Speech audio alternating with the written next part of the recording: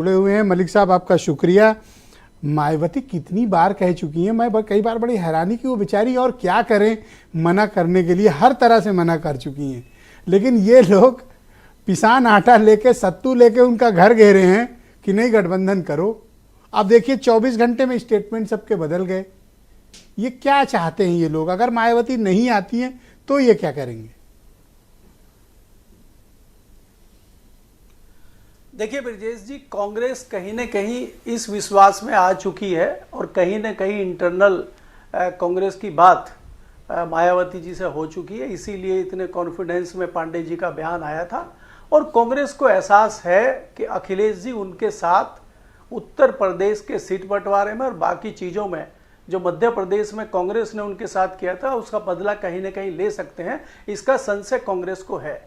और पांडे जी का जो बयान है वो हवा में नहीं आ गया है, वो एक दिलाया गया हुआ बयान है और एक ये सियासी रणनीति के तहत ये बयान दिलाया गया है।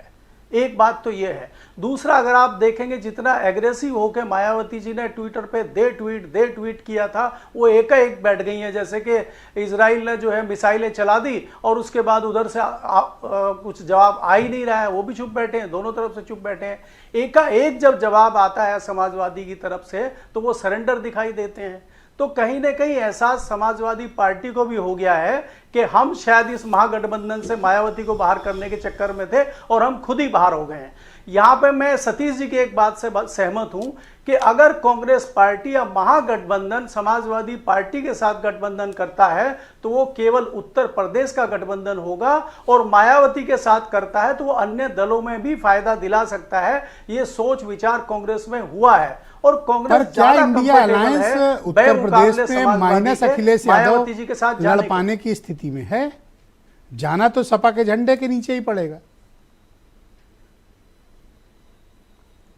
देखिए, महागठबंधन और कांग्रेस के लोगों की कोशिश ये है कि मायावती जी भी आए और अखिलेश जी भी आए, लेकिन अगर अंतिम स्थिति ये बन जाए कि दोनों साथ नहीं आ रहे हैं तो वहां पे बलि का बकरा अखिलेश जी को बनाया जा सकता है। एक बात ये है। दूसरी बात, मैं यहाँ पे आपने आरएलडी की बात करी है तो मैं बधाई देना चाहता हूँ अग्रवाल जी को कि अग्रवाल जी के जो राष्ट्रीय नेता हैं जयंत चौधरी जी, उन्होंने एक बहुत बढ़िया रणनीतिक फैसला 2 दिन पहले किया है और बहुत अच्छी रणनीति उनकी हमें पहली बार दिखाई दी है कि उन्होंने जो एक मुजफ्फरनगर की सीट के प्रबल दावेदार इनके थे उनको काफी हद तक कंफर्टेबल कर दिया है।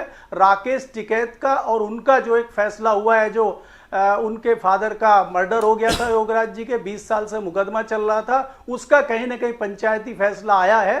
फैसला पंचायत में हो लेकिन उसके पीछे कहीं ना कहीं टिकैत और योगराज फैमिली के बीच दोस्ती हो गई। हालांकि आपने इसका मुजफ्फरनगर सीट पे क्या फर्क पड़ेगा? इसका फायदा ये है क्योंकि वहां के खाप जो है बालियान चौधरी, उसके नरेश टिकैत हैं और कहीं न कहीं जो संजीव बालियान है वो भी बालियान है और वहां से प्रबल दावेदार थे समाजवादी पार्टी के हरेंद्र मलिक। तो अब वहां पे समाजवादी पार्टी इतना तगड़ा दावा नहीं ठोक सकती है जितना आरएलडी ठोकेगी। तो मुझे लगभग ये फाइनल हो गया कि गठबंधन की मुजफ्फरनगर तो पहले भी लड़े हैं, लास्ट टाइम अजीत सिंह जी लड़े थे वहां से जाएगी, पहले उसमें आरएलडी को दे देंगे, पर इनके पास तो कोई अजीत सिंह जैसे स्टेचर का कैंडिडेट है नहीं वहां पे। इसीलिए मैं कह रहा हूं कि जो अभी योगराज आए हैं वो उसको पूरा करते हैं, उस सीट को, वो एक अच्छे दावेदार वहां सिद्ध हो सकते हैं। जी, यहां सीट शेयरिंग तक तो हुई नहीं, आप टिकट बांटे दे रहे हो। नहीं, वो अगर कांग्रेस के साथ, समाजवादी के साथ या बसपा के साथ, किसी के साथ भी गठबंधन आरएलडी का होगा तो मुजफ्फरनगर पे आरएलडी लगेगी, ये पक्की बात है। जी, तो अगर नहीं, लेकिन एक बात मुझे आप ये बताओ कि क्या ये समाजवादी पार्टी को कंट्रोल करने के लिए बीएसपी वाली बात कांग्रेस जानबूझकर आगे बढ़ा रही है, जबकि सबको पता है कि मायावती के साथ अभी कोई सीरियस डिस्कशन ऐसा हुआ नहीं, क्योंकि मायावती इतना वक्त लेती नहीं है निर्णय करने में। नहीं, देखिए, ये जो पीछे आपने कई सारे दिनों में देखा है, एकाएक कांग्रेस की तरफ से बयान आया है और फिर मायावती जी ने एकाएक इतना तेज हमला समाजवादी पे किया है, तो ये कहीं ना कहीं जताता है कि दोनों पार्टियों के नेताओं की बात आपस में हुई है और कहीं ना कहीं मायावती की तरफ से इस तरह की कोई सहमति बनी है, तभी कांग्रेस की तरफ से बयान शुक्रिया आपका केपी मलिक साहब, प्रक्रिया चल रही है, मेरा ये मानना है। क्योंकि दिल्ली के हमारे सूत्र भी बताते हैं कि इस तरह की चर्चा जरूर कुछ दिनों से चल रही है। बड़े खतरनाक हो रहे हैं आजकल दिल्ली वाले सूत्र।